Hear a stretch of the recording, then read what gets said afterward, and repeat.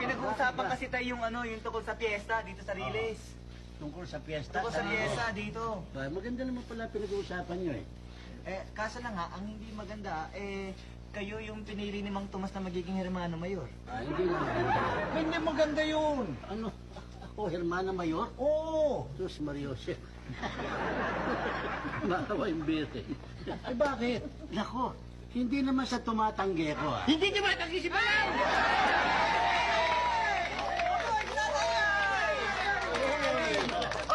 Hindi niyo ako naintindihan eh. Alam niyo, iyang Hermana Mayor, gastos yan. Gagasto si Bayaw!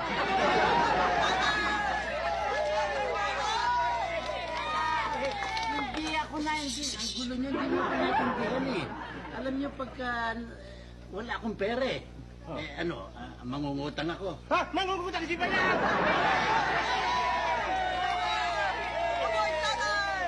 Teka muna! Hindi mo kausap eh.